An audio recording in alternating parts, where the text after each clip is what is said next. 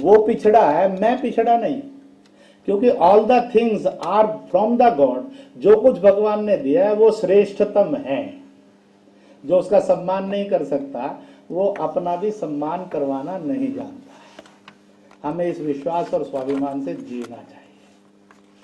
हीन भावना से जीना ये बहुत बड़ा पाप और अपराध है। और इसलिए जब कहा तो उन्होंने बार बार मैंने सब बता दिया था मैं कौन हूं, परंतु दे आर हेल्पलेस। तब मैंने कहा आप ईश्वर के नाम पर इतना अनिश्वरीय कार्य क्यों करते हो? मानवता के नाम पर इतना अमानवीय कार्य क्यों करते हो? सत्य और सही के नाम पर इतना झूठ और गलत काम क्यों करते हो? अब मुझे मालूम नहीं आपको नर्क मिलेगा कि स्वर्ग मिलेगा। मैंने उन इस पादरी विश्व जो बैठे थे नन्स वगैरह उनको कहा आई डोंट नो, मुझे मालूम नहीं। फिर मैंने कहा कि दूसरा प्रश्न है, आप कहते हैं ईसा की शरण में आ जाइए आपको स्वर्ग मिलेगा, तो इसका मतलब है कि दुनिया के अंदर 700 करोड़ में लोग 203 करोड़ से ज्यादा ईसाई हैं, तो ये तो सब स्वर्ग में होना चाहिए। पर नरक में भीड़ बड़ी है और स्वर्ग में जगह बहुत खाली पड़ी है, तो सारा ईसाई नरक में जाएगा कि स्वर्ग में जाएगा? हर एक पंथ कहता है मेरे में आ जाओ तो स्वर्ग पक्का, फिर सारे आदमी स्वर्ग में जाने चाहिए, नरक तो खाली होना चाहिए। पर हर एक कहता है देख फैसला मजहब से नहीं होगा, पंथ से नहीं होगा, रिलीजन से नहीं होगा, फैसला तेरे कर्म से होगा। अगर मेरा कर्म खराब है ईसाई होने पर भी तो मुझे स्वर्ग कैसे मिल जाएगा? मुझे घोर नरक ही मिलेगा। तो हाउ यू से कि क्रिश्चियन बन जाओ तो तुझे स्वर्ग की गारंटी है? तो फिर तो दुनिया के 203 करोड़ लोग पहले से स्वर्ग में होंगे, आज स्वर्ग में और कल भी स्वर्ग में ही रहेंगे। पर स्वर्ग में तो जगह बहुत खाली है, नरक में भीड़ भाड़ बहुत ज्यादा है, वहां तो ट्रैफिक जाम है। तो इसलिए नेवर द रिलीजन डिसाइड्स कि आप स्वर्ग में जाएंगे कि नरक में जाएंगे। It is always your behaviour, your Karma decides कि आप नरक में जाएंगे कि स्वर्ग में जाएंगे। तो जब आप कहते हैं कि ईसाइयत में आ जाओ तो स्वर्ग की गारंटी है, तो कहते हैं कि मोहम्मद साहब भी मालिक ने भेजे, गॉड ने भेजे, राम भी उन्हीं से आए, विष्णु भी उन्हीं से आए, शिव भी उसी से आए, कृष्ण भी उन्हीं से आए। तो उन्होंने तो नहीं कहा कि साहब, हाँ ईसाइयत और इस्लाम ने जरूर कहा हमारे में आ जाओ तो आपको स्वर्ग की गारंटी है। इट इज ट्रुथ और it is wrong, it is लाइस।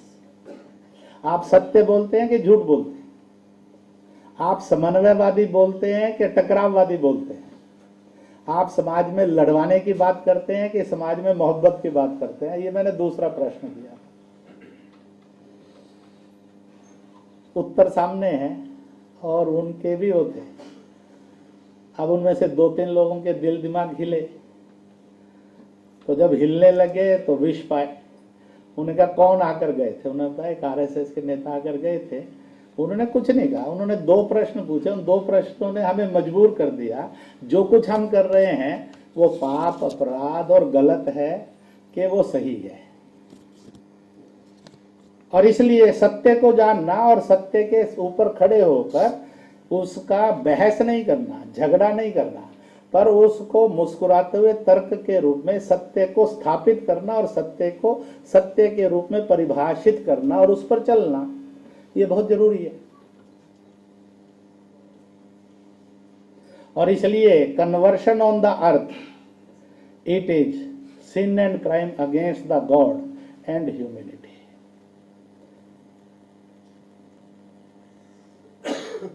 तो मैंने उनको कहा कि आप इतना अनह्यूमन और अनगॉडली काम क्यों करते हैं? अब मुझे मालूम नहीं है कि मेरा और आपकी मुलाकात स्वर्ग में होगी कि कहीं आप कहीं और होंगे, हम कहीं और होंगे, आई डोंट नो। पर ये प्रश्न है जिन पर आप लोग सोचिए।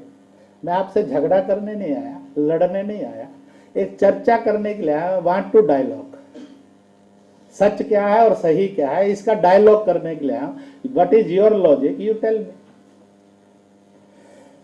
और इसलिए जितना भी वनों में रहने वाला, जिसको आज जनजातीय समाज कहा जाता है कॉन्स्टिट्यूशनली, उन सब के पास मूलतः रिलीजन है, वतन है, ईश्वर है, उनके पास भाषा बोली है, उनके पास जाति उपजाति है, उनके पास परंपराएं हैं, और वह सब भगवान से हैं।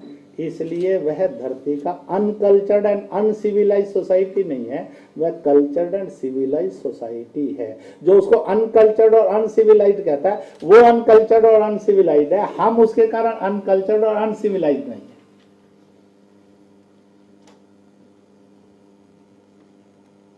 और वो हमें अनकल्चर और अनसिविलाइज्ड कहकर हमसे इतनी बेईमानी करे, इतना अत्याचार करे और फिर कन्वर्ट करे और हम अत्याचार को सहें।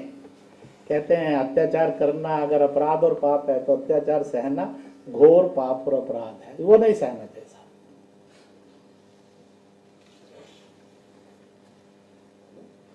और इसलिए our identity is from almighty, ऊपर वाले से है, उसका स्वाभिमान लेकर जीना चाहिए। जो उस स्वाभिमान का अपमान करता है समझ लो कि वो कहीं ना कहीं शैतान है, वो मनुष्य नहीं है, इंसान नहीं है, फरिश्ता तो बिल्कुल नहीं है।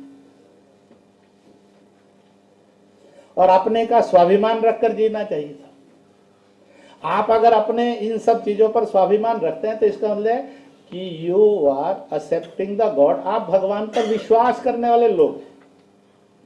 अगर अपने मन में हीन भावना आती है तो हम भगवान से बेईमानी करने वाले हो जाएंगे।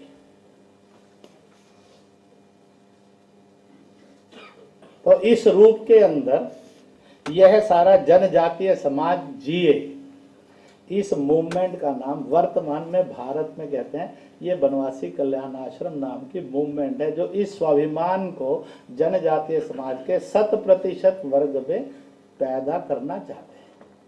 Present name of that movement, organised movement and biggest movement in Bharat, उसका नाम। छोटी बड़ी अनेक मूवमेंट है। तो उस मूवमेंट का उनका उद्देश्य है हमारा खोया स्वाभिमान, हमारा खोई पहचान हमें स्थापित करके बताना। जिन्होंने गुमराह किया, भटकाया है, गलत रास्ते पर ले गए, उससे हमें सही रास्ते पर ले आना। और इसलिए हमारा एक कंट्रीब्यूशन है। एक और अपनी बात को समझना चाहिए। दुनिया के अंदर हमेशा कहा गया है God is nature, nature is God. Nagar nature से दूर है, जनजाति है ये नेचर में है। इसलिए नहीं कहा कंक्रीट की building is God and God is a building of concrete. कहा गया है nature is God, God is nature. और इसलिए इसको सुंदर व्याख्या देते समय में एक बड़ी सुंदर रचना की। 5 तत्व है। भूमि का भा लिया, आकाश गगन का गा लिया, वायु हवा का वा लिया, अग्नि का प्रकाश का आ लिया, नीर जल का ना लिया, तो भा गा वा आ और ना जोड़ा तो भगवान बन गया। और इसलिए यह जो भगवान शब्द की उत्पत्ति है प्रकृति में से है, और इस प्रकृति को जो जीता है उसको आज की परिभाषा में, संवैधानिक परिभाषा में जनजातीय समाज कहा जाता है। तो जिस जनजातीय समाज की प्रकृति में से विश्व के लिए श्रेष्ठतम शब्द की उत्पत्ति हुई भगवान की, उसने हीन क्यों मानना चाहिए? उसने कहा साहब दुनिया को हमने कल्चर बिलीवर बनाने के लिए रास्ता दिया, हम बिलीवर हैं, दुनिया बिलीवर बननी चाहिए। अनबिलीवर आदमी शैतान होता है, राक्षस होता है, आतंकी होता है, नक्सल होता है। बिलीवर आदमी कभी आतंकी और नक्सल नहीं हो सकता। जब आदमी अनबिलीवर बनता है तो ये बनता है। और इसलिए जनजातीय समाज मानवता को बिलीवर बनाने वाला नेतृत्व है। वो स्वयं बिलीवर है, वो सारे समाज को बिलीवर बनाने का रास्ता है। इसलिए आपके पास तो बिलीवर के रूप में इतनी बड़ी प्रकृति है, मुझे तो उस प्रकृति में हनुमान जी और गणपति घड़ने पड़ते।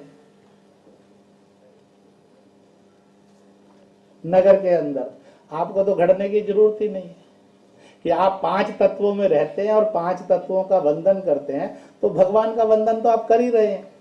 मैं तो मूर्ति बनाकर वंदन करता हूं, आप उसके निराकार रूप का वंदन करते हैं। इसलिए जनजातीय समाज यह निराकार ईश्वर की उपासना का नाम है, जिसका नामकरण भगवान के रूप में हुआ है, जो 5 तत्वों से। मुझे लगा कि निराकार उपासना नहीं कर सकता, साकार की करनी चाहिए, तो मैंने आपकी लकड़ी ली, आपके यहां से हथौड़ा लिया, कुछ खनिज लिया, कुछ लिया और घड़ घड़ कर मूर्तियां बनाई।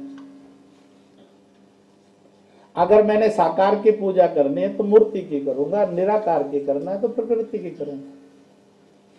इसलिए मैंने पेड़ की पूजा की, जल की पूजा की, वायु की पूजा की, सूर्य की चंद्रमा की, तो मैंने प्रकृति का उपासक हूं। यह साकार से निराकार उपासना अधिक सुंदर मानी गई।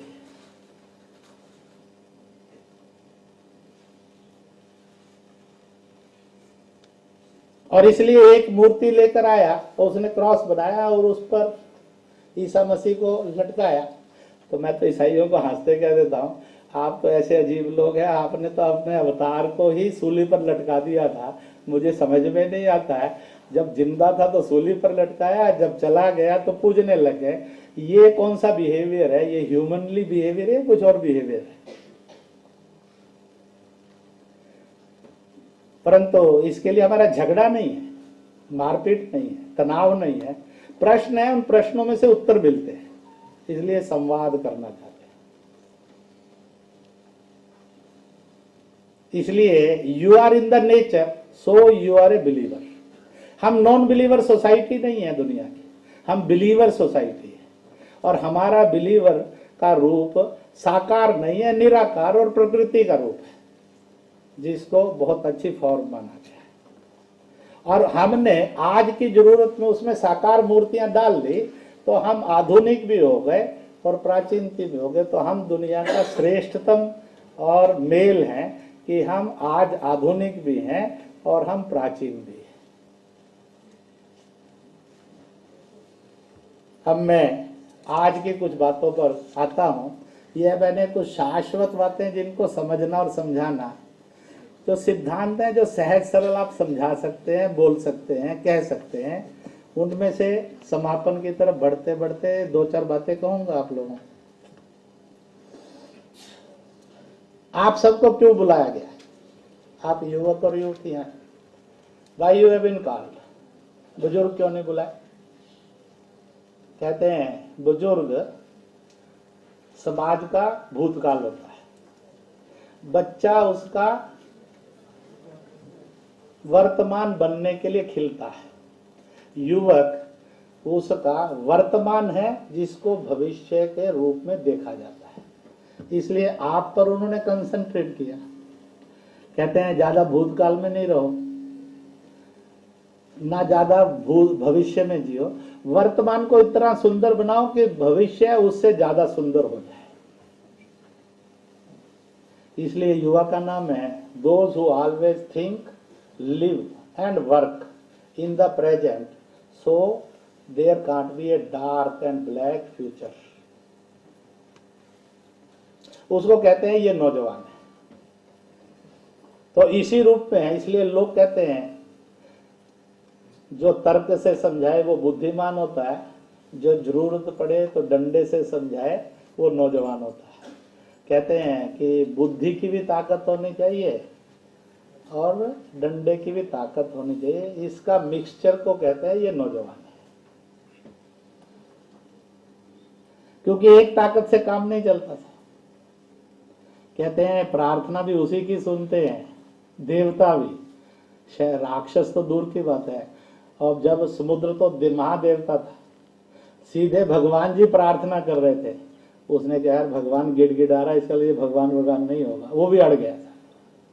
उसने कहा अच्छा नो लॉजिक नो प्रेयर, तो थोड़ा सा अपना शक्ति का स्वरूप आया, तो समुद्र ने कहा है प्रभु साष्टांग प्रणाम।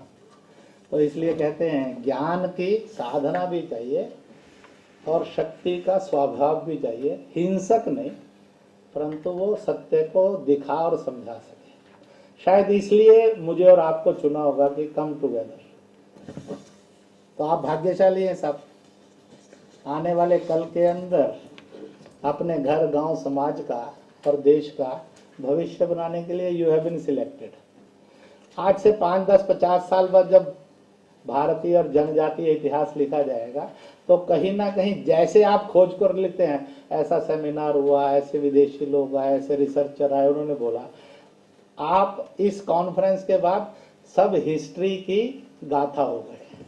सो I salute all of you कि आप जो आने वाले कल का इतिहास होगा, आप उसके हीरो और हीरोइन हो गए। वो फिल्म वाले नहीं, इस कथा की आपका नाम अंकित हो जाएगा। लोग खोजेंगे।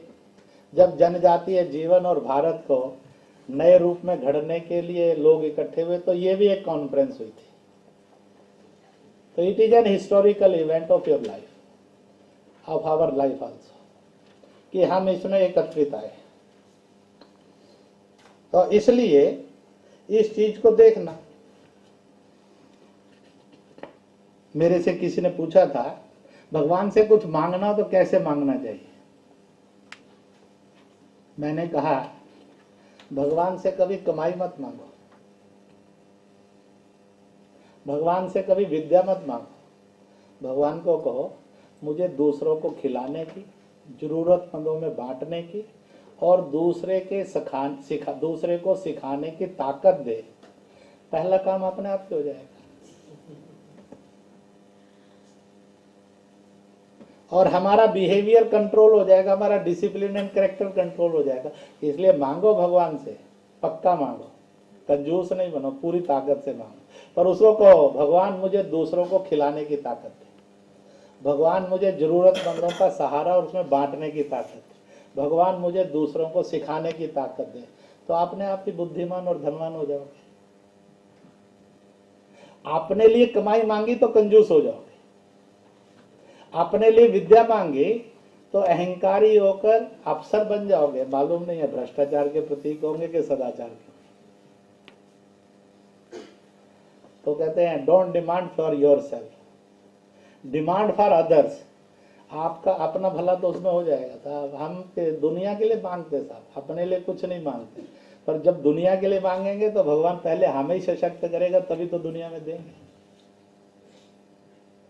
इसलिए एक आदमी अंधा था, परिवार था नहीं, संतान नहीं थी, गरीब भी था, बड़ी मुश्किल से जिंदगी चलती थी, फटे हाल था।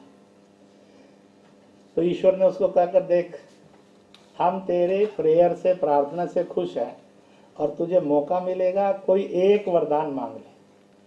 अब ये सोचने लगा, देखने का मांगू, संतान का मांगू, महल का मांगू, रोजगार का मांगू। तो बेचारा भोला भाला था, जनजातीय था। उसने कहा, भगवान जी आ जाओ, मांगने की तैयारी है। भगवान जी आ गए। उसने कहा, हे प्रभु, मैं अपने पोते को सोने चांदी के बर्तनों में खीर खाते हुए मखमल के गद्दे पर बैठे हुए देखूं। तो देखना भी मांग लिया, अंधापन दूर कर लिया, पोता मांग लिया, अपनी संतान, उसे आगे की संतान मांग ली। सोने चांदी के बर्तनों में तो गरीबी भी खत्म करा ली।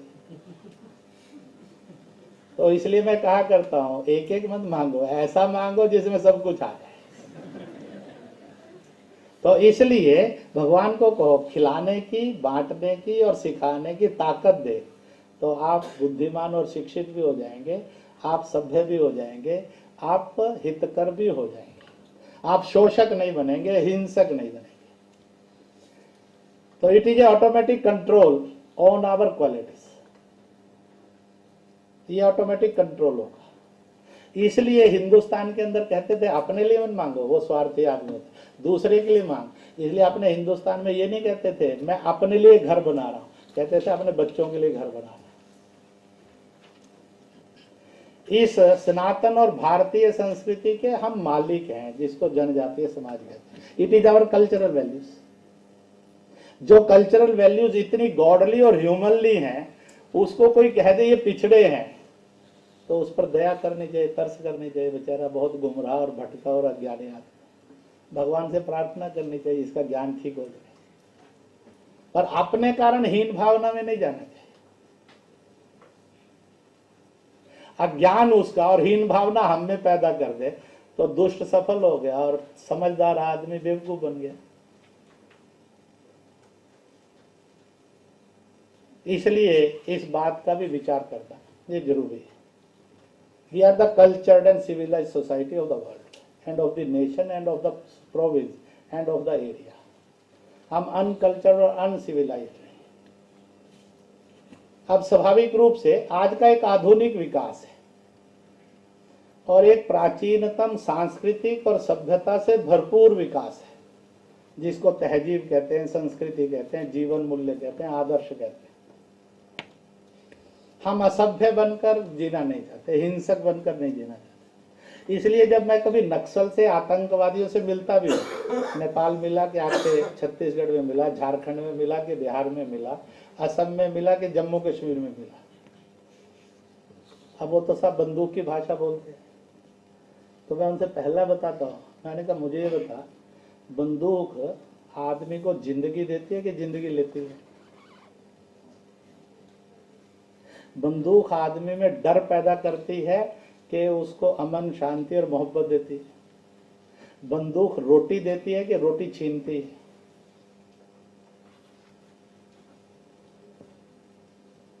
बंदूक शिक्षित करती है कि अशिक्षित करती है? बंदूक रोजगार देती है कि बेरोजगार करती है? जब मैंने उनको कहा तो बेचारे परेशान होते थे। मैंने कहा मुझे कोई झगड़ा नहीं करना है, पर मेरा प्रश्न है कि बंदूक जिंदगी नहीं देती है, लेती है। रोटी नहीं देती है, छीनती है। वो उसको शांति नहीं देती है, उसका भय पैदा करती है। उसको तरक्की और रोजगार नहीं देती है, उसको रोजगार विहीन और तरक्की विहीन करती है। तो फिर ऐसे रास्ते पर क्यों चलते हो दोस्त?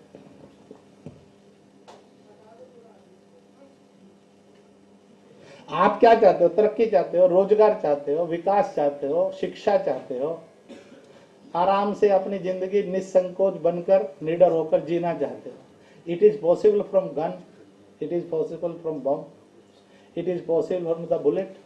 नो। जब उससे पॉसिबिलिटी नहीं है तो ये रास्ता क्यों लिया? मारने वाला छत्तीसगढ़िया, मरने वाला छत्तीसगढ़िया, मारने वाला जनजातीय, मरने वाला जनजातीय, बर्बाद होने वाला जनजातीय क्षेत्र है। तो मिला क्या कुल मिलाकर? बर्बादी। वाई? इस बात को निडर और निसंकोच होकर, कड़वे होकर नहीं, गुस्से में नहीं, नफरत में नहीं, पर सहज सरल मुस्कुराते हुए, ऑलवेज स्माइलिंग फेस कहना होगा, समझाना भी होगा, बताना भी होगा और समझना भी होगा। हम अपराध मुक्त, हिंसा मुक्त जनजातीय क्षेत्र जाते हैं, मतांतरण मुक्त जनजातीय क्षेत्र जाते हैं, हम प्रकृति के साथ जीने वाला जनजातीय क्षेत्र जाते हैं। आप पढ़ेंगे लिखेंगे, पढ़ने लिखने के बाद आप नौकरी और रोजगार के लिए निकलेंगे। कहते हैं जो घर का नहीं हो सकता, गांव का नहीं हो सकता, खेत खलियान का नहीं हो सकता, वो किसी का नहीं हो सकता। तो मैं अपने घर का हूं, अपनी जाति का हूं, अपने खेत खलियान का हूं, अपने गांव का हूं, क्योंकि वो नहीं होता तो मैं नहीं होता। मुझे किसी ने कहा अपने बुजुर्गों में किसी को धन्यवाद करना है तो किसको करो?